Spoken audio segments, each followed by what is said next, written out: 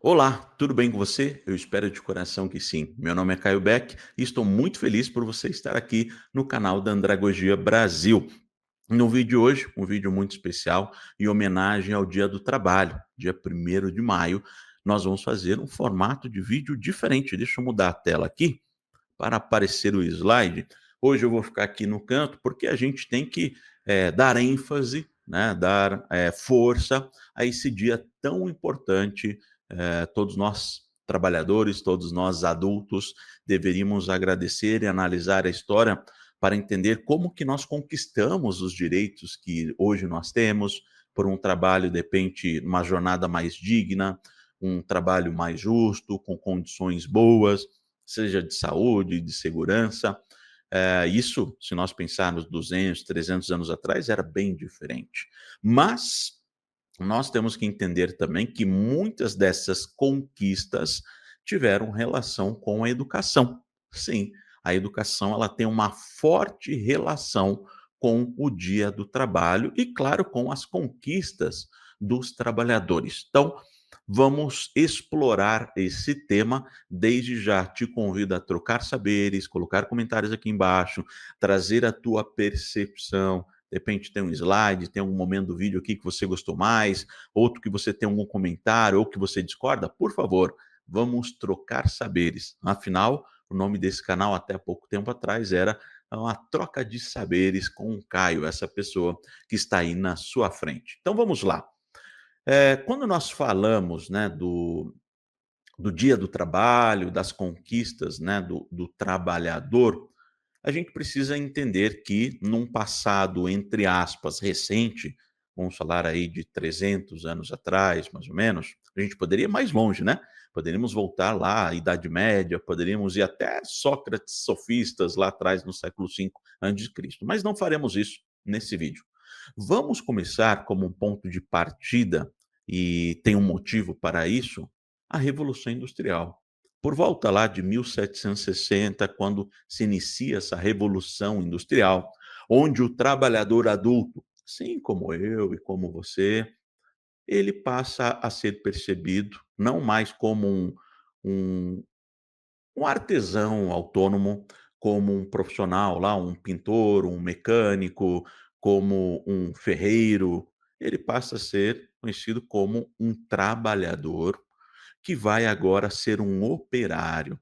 Vai provavelmente operar máquinas, vai ter uma função na indústria muito mais técnica. O que que é muito mais técnica? Pense que um pintor, você é um pintor ou uma pintora, acorda de manhã, toma o seu café, se despede ali da seus entes queridos, da esposa, do esposo, dos filhos, e vai trabalhar na indústria. Qual era o teu papel durante 8, 10, 12, 14, 16 horas diárias? Exercer uma atividade muito operacional. Vou, por exemplo, apertar um parafuso. Você fazia isso todos os dias da sua vida. Só que apertar o parafuso exigia um conhecimento, uma espécie de educação mais tecnicista, como a gente fala, uma educação técnica, voltada ao exercício da profissão. Por exemplo, olha, isso aqui é o torque, né, para fazer o aperto do parafuso, essas são as ferramentas, você deve seguir essa cadeia aqui de produção, né, surge ali com o tempo a produção em massa. Você deve garantir essa qualidade aqui que nós queremos, ou seja, existia uma espécie de formação, então existia a educação do trabalhador, mas era uma educação bem técnica. A relação do trabalhador com o trabalho era: você bate o cartão, você produz e você vai embora. Você não tem direito de fala, não existe aqui um pensamento crítico sobre a atividade. Se você está cansando aí, é um problema teu consigo mesmo. Não existia essa relação de direitos de trabalho. Você ia para apertar parafuso, para pintar. Vamos dizer, surgiram lá os automóveis, um motor, uma geladeira, um navio, seja o que vem na tua cabeça. Lá na indústria, você trabalhador, você pintor, pintora, faria só aquilo. Ah, mas eu queria sugerir. Não, não tinha isso. você não ia sugerir uma outra tinta, você só ia fazer o teu trabalho. Durante muito tempo, por mais de um século, nós estamos falando agora lá 1870, 1860, o trabalhador ia e fazia isso. Até que, em determinado momento, assim como aconteceu em vários momentos da história da humanidade, o ser humano percebe que está sendo deixado de lado. Isso aconteceu em vários momentos da sociedade, onde a gente percebe assim, eita, estão dando atenção a outras questões e não ao indivíduo. O que que eu quero? Eu quero atenção, eu quero participar, eu quero me desenvolver também. Por que que desenvolvem só as máquinas a vapor? Por que que desenvolvem só as tecnologias, a eletricidade? Por que que eu, ser humano, também não me desenvolvo nessa velocidade? Por que que investem tanto em maquinário e não investem tanto em mim? Algumas pessoas com pensamentos mais críticos começam a falar: "Espera aí, não é justo, pô, que eu trabalhe aqui 16 horas, ganhe isso, e o meu patrão, que está ali em cima, na sala dele, fumando o seu charuto e tomando o seu uísque, ele ganhe um tantão assim". O ser humano é assim, pô, a gente não gosta muito de injustiças, isso desde a antiguidade, o ser humano nunca foi a favor da injustiça. Só que ali era uma mão de obra, vamos dizer assim, como vocês estão vendo ali na imagem, substituível. "Ah, eu não quero", tchau, vem outro. "Ah, eu não gosto", tchau, vem outro. Não tinha uma preparação, a criticidade, o pensamento mais crítico ou reflexivo. Faça, execute. E sabe que muitos autores, agora relacionando com a educação, com a escola, eles comparam a influência que a Revolução Industrial teve nas escolas dos dias de hoje, nas faculdades dos dias de hoje. O ato de você sentar enfileirado, de você ter que erguer a mão para falar, o ato de um professor, alguém que está acima de você, né, numa escala ali de importância, dizer ao aluno: "Faça isso, estude isso, abra a página tal", tem uma influência muito grande nessa educação tecnicista, porque a gente entende que a gente está formando aqueles adultos, e de fato está, desenvolvendo habilidades, desenvolvendo conhecimentos técnicos em direito, em enfermagem, em publicidade, mas a gente não trabalha o lado humano, comportamental. Lá naquela época, produzam mais, questione menos. Será que em sala de aula também não é assim nos dias de hoje?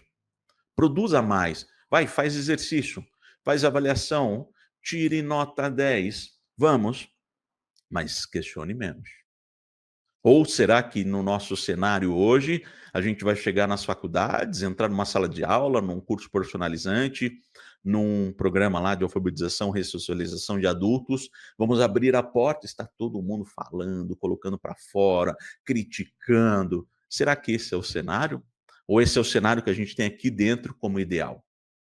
Naquela época, eles tiveram que se esforçar muito para ter direitos. E a educação ajudou? Muito. O trabalho e a educação, eles sempre tiveram uma conexão muito forte com atos políticos e com o ato de libertação.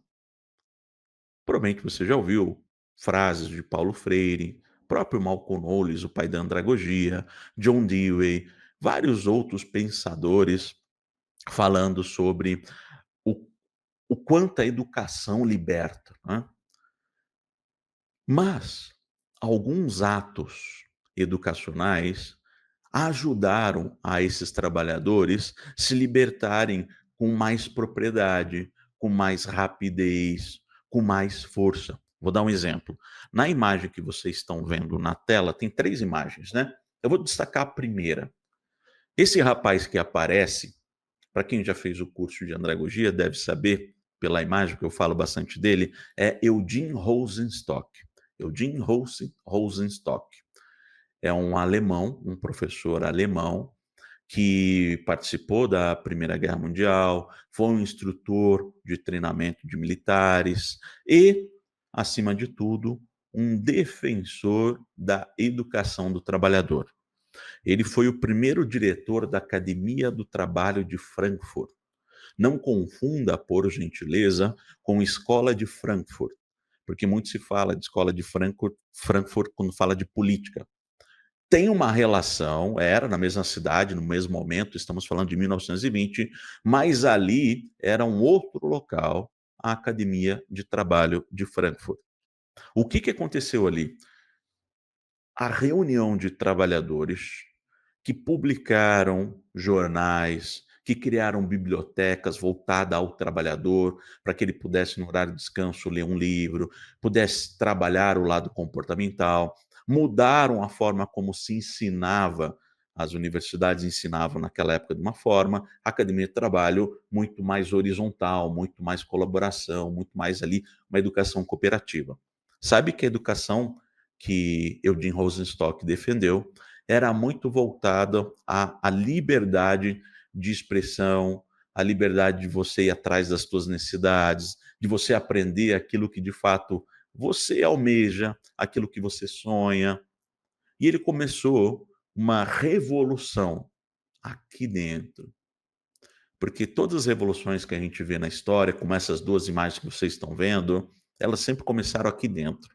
É alguém que deitou na cama e falou assim: opa, não está certo isso. Ou que estava lendo um livro e aqui dentro pensou: nossa, isso faz sentido. Sempre a revolução é interna para depois se tornar externa. E o Jim Rosenstock, assim como outros educadores, eles foram pessoas que trabalharam aqui dentro. Pediram para os trabalhadores olhar para dentro. E não é só uma questão de olhar e falar: poxa, você acha justo você trabalhar 16 horas? É claro que todo mundo falaria: não, não acho. Eles iam mais. Pessoal, o que que vocês poderiam estar fazendo para produzir mais em menos horas? Por que que você precisa trabalhar 16 horas para produzir isso, se você pode se especializar, você pode buscar, você pode investir em você, as pessoas podem investir em você, a empresa, a indústria investe em você, e você produz mais trabalhando menos. Vejam que não é só apontar o problema, mas é trazer a solução. E como que eles fizeram? Eles criaram métodos andragógicos voltados à educação de adultos, que capacitavam os trabalhadores agora na academia, não na indústria. E a indústria percebeu que esses trabalhadores, quando voltavam para trabalhar, eles voltavam sim mais bem preparados, mais capacitados, porém mais críticos. É aí que incomoda a indústria. Poxa, o meu trabalhador agora continua no gás, no ritmo como eu queria, é isso que eu almejava, batendo metas, produzindo, porém com um pensamento mais crítico. E esse direito de, inclusive de livre associação, isso aqui, ó, que vocês estão vendo na imagem, isso foi conquistado em 1824 só. Durante muito tempo era proibido, lei, que você não tinha uma livre associação de pessoas, criar sindicatos e tudo mais. Nem vamos entrar nessa questão, porque hoje, né, algumas pessoas ainda olham o sindicalismo ou essas livres associações como algo radical, mas que foi necessário para a história para conquistar direitos. Mas importante é, a gente conquistou na história, numa história recente, o direito de nos associarmos para irmos atrás dos nossos direitos. E que direitos? É direito só de bom salário? É direito de almoço de 1 hora? É direito de, por exemplo, recebermos benefícios, plano de saúde? Não é só isso.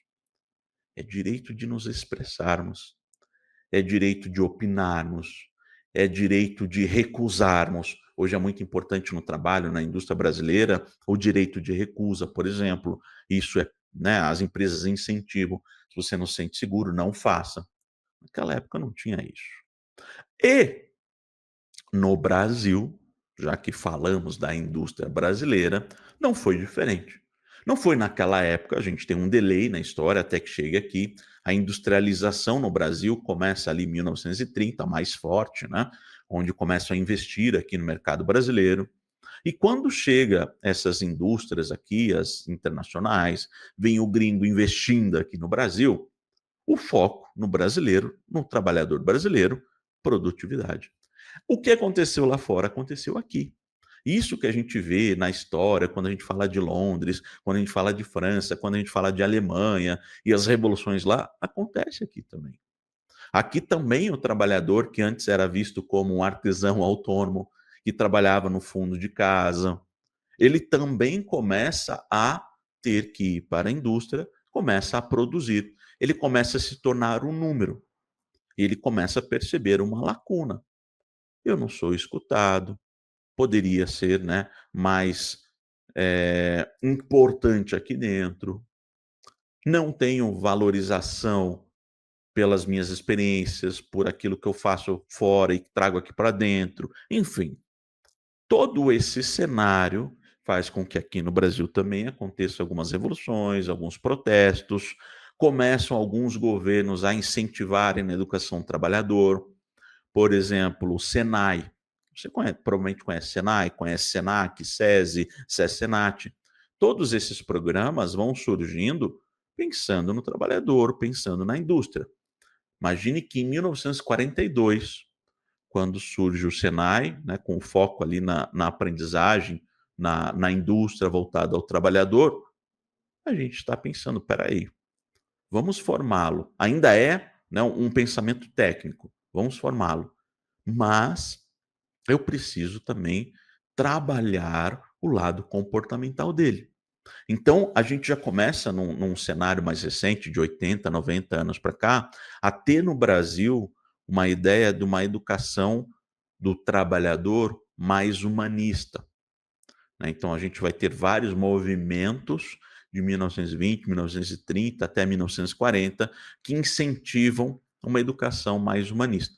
Mesmo ainda na indústria, mesmo sendo uma educação tecnicista, a gente tem ainda muitos movimentos que eu quero falar sobre eles, né, aqui no canal, autores importantes, educadores importantes, que fazem com que você hoje possa se expressar, possa bater na porta do RH e falar: "Olha, não estou gostando disso ou daquilo".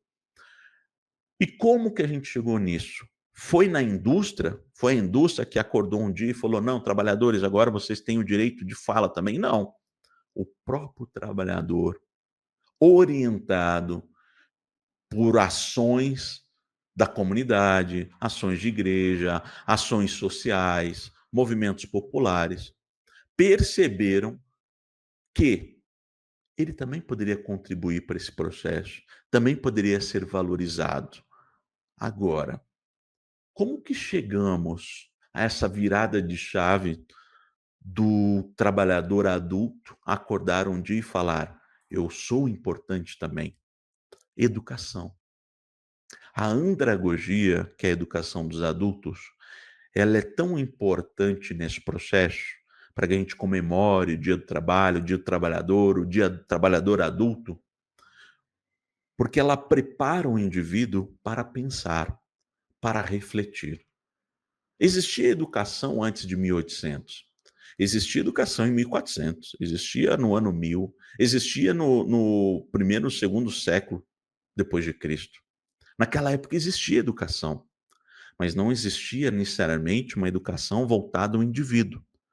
E a andragogia, ela fala sobre o indivíduo, sobre respeitar o indivíduo, a sua vivência, suas necessidades, na sua busca, na sua motivação interna.